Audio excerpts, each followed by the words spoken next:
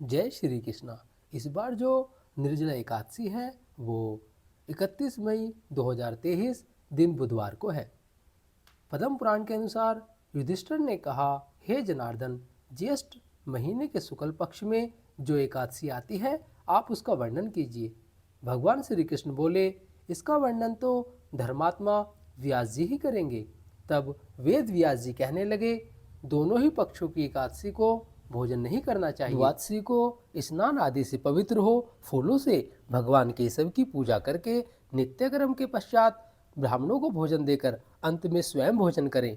राजन, जनना सोच और मरना सोच में भी एकादशी को भोजन नहीं करना चाहिए। यह सुनकर भीमसेन बोले, परम बुद्धिमान पितामह, मेरी उत्तम बात सुनिए। राजा युधिष्ठिर, माता कुंती, द्रौपदी, अर्जुन, नकुल और सहदेव ये एकादशी को कभी भोजन नहीं करते तथा मुझसे भी यही हमेशा कहते हैं, भीमसेन, हे भीम, तुम भी एकादशी को न खाया करो। किंतु मैं इन लोगों से यही कह दिया करता हूँ कि मुझसे भूख नहीं सही जाएगी। भीमसेन की बात सुनकर व्यास जी ने कहा, यदि तुम्हें स्वर्गलोक की प्राप्ति करनी है और नरक को दूषित समझते हो तो दोनों पक्षी की एकादशी को भोजन न करना। भीमसेन बोले, महाबुद्धिमान पितामह, मैं आपके सामने एक सच्ची बात कहता हूँ। एक बार भोजन करके भी मुझसे व्रत नहीं किया जा सकता, फिर उपवास रहकर मैं रह ही कैसे सकता हूँ। मेरे उदर में विरक नामक आग्नि सदा प्रज्वलित रहती है, अतः जब मैं बहुत अधिक खाता हूँ तभी यह शांत होती है। इसलिए महामुने, मैं वर्ष भर में केवल एक ही उपवास कर सकता हूँ जिससे स्वर्ग की प्राप्ति हो तथा जिसके करने से मैं कल्याण का भागी हो सकूं। ऐसा कोई एक व्रत निश्चय करके बताइए, मैं उसका पालन करूंगा। व्यास जी ने कहा, भीम, ज्येष्ठ मास में सूर्य वृष राशि पर हो या मिथुन राशि पर हो, शुक्ल पक्ष में जो एकादशी हो उसका यत्न पूर्वक निर्जला व्रत रख करो। केवल कुल्ला या आचमन करने के लिए मुख में आप जल डाल सकते हैं, उसको छोड़कर और किसी प्रकार का जल विद्वान पुरुष मुख में न डाले, अन्यथा व्रत भंग हो जाता है। एकादशी को सूर्योदय से लेकर दूसरे दिन सूर्योदय तक मनुष्य जल का त्याग करे तो वह व्रत पूर्ण होता है। तदंतर द्वादशी को निर्बल प्रभात काल में स्नान करके ब्राह्मणों को विधि पूर्वक जल और स्वर्ण दान करे। इस प्रकार सब कार्य पूरे करके जितेंद्रिय पुरुष ब्राह्मणों के साथ भोजन करे। वर्ष भर में जितनी एकादशी होती है उनका सब फल निर्जला एकादशी के सेवन से मनुष्य प्राप्त कर लेता है। यहाँ पर वेद व्यास जी कह रहे हैं, भीम उनसे पूछ रहे हैं कि प्रभु, मुझसे हर एक एकादशी नहीं रही जा सकती और ना ही मैं हर एकादशी को बिना भोजन के रह सकता हूँ। तब वेद व्यास जी ने उनसे कहा कि आप निर्जला एकादशी को व्रत करो, जो कि बुधवार को आ रही है 31 मई को। आप उसका व्रत कर सकते हैं साल में एक बार, और इसमें तनिक भी संदेह नहीं है। शंख चक्र और गदा धारण करने वाले भगवान केशव ने मुझसे कहा था कि यदि मानव सबको छोड़कर एकमात्र मेरी शरण में आ जाए और एकादशी को निराहार रहे तो वह सब पापों से छूट जाता है। जो ज्येष्ठ के शुक्ल पक्ष में एकादशी को उपवास करके दान देंगे वे परम पद को प्राप्त होंगे।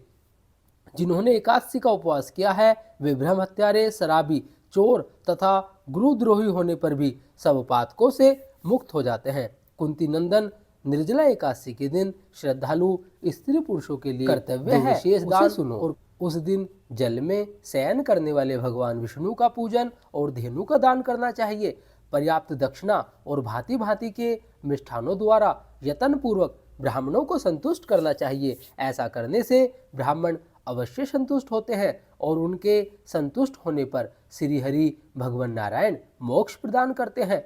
जिन्होंने सम, दम और दान में प्रवृत्त हो श्री हरि की पूजा और रात्रि में जागरण करते हुए इस निर्जला एकादशी का व्रत किया है, उन्होंने अपने साथ ही बीती हुई 100 पीढ़ियों और आने वाली 100 पीढ़ियों को भगवान वासुदेव के परम धाम में पहुंचा दिया है। निर्जला एकादशी के दिन अन्न, वस्त्र, गो, जल, सैया, सुंदर आसन, कमंडलू तथा छाता दान करना चाहिए। जो श्रेष्ठ एवं सुपात्र ब्राह्मण को जूता दान करता है वह सोने के विमान पर बैठकर स्वर्गलोक में प्रतिष्ठित होता है। जो इस एकादशी की महिमा को भक्तिपूर्वक सुनता तथा जो भक्तिपूर्वक इसका वर्णन करता है वे दोनों स्वर्गलोक में जाते हैं।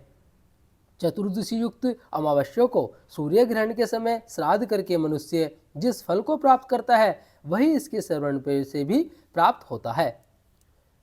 दंतावधन करने के बाद यह नियम लेना चाहिए, मैं भगवान केशव की प्रसन्नता के लिए एकादशी को निराहार रहकर आचमन के सिवा दूसरे जल का भी त्याग करूंगा।